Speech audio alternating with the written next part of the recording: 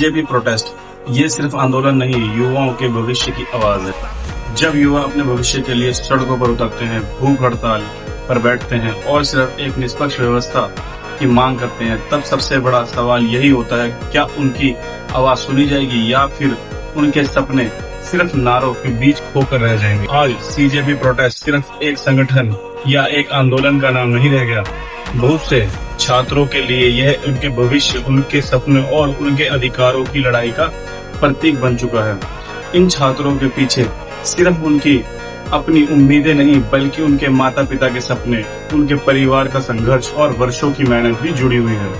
कोई गांव से आया है, कोई छोटे शहर से, किसी ने अपनी जरूरतें छोड़कर पढ़ाई की है, किसी के परिवार ने कर्ज लेकर उसके सपनों को सहारा दिया है। हजारों छात्र अपनी मांगों को लेकर शांतिपूर्ण तरीके से प्रदर्शन कर रहे हैं। कई प्रदर्शनकारी भूख हड़ताल पर बैठे हैं। उनका कहना है कि यह किसी विशेष राजनीतिक दल के लिए नहीं, बल्कि अपने भविष्य और एक निष्पक्ष परीक्षा व्यवस्था की मांग के लिए आवाज उठा रहे हैं।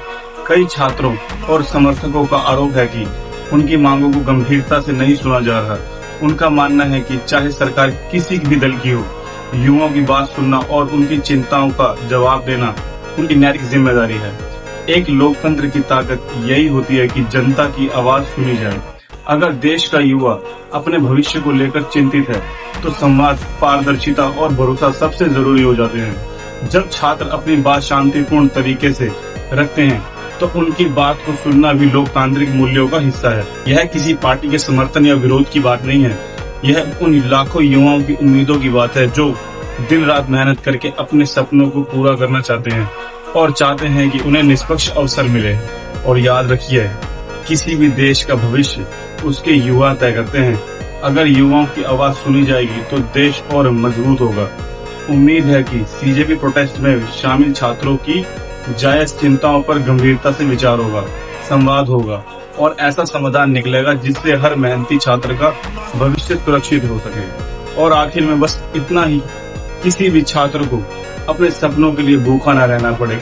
उम्मीद है कि सीजेपी प्रोटेस्ट में शामिल छात्रों की जायज चिंताओं पर गंभीरता से विचार होगा, संवाद होगा और ऐसा समाधान निकलेगा जिससे हर मेहनती छात्र का भविष्य सुरक्षित हो सके। और आखिर में बस इतना ही, किसी भी छात्र को अपने सपनों के लिए भूखा न रहना पड़े, किसी भी मेहनत को अनसुना ना किया जाए और हर ईमानदार प्रयास को उसका सम्मान मिले। क्योंकि जब युवा जीतते हैं, तभी देश आगे बढ़ता है।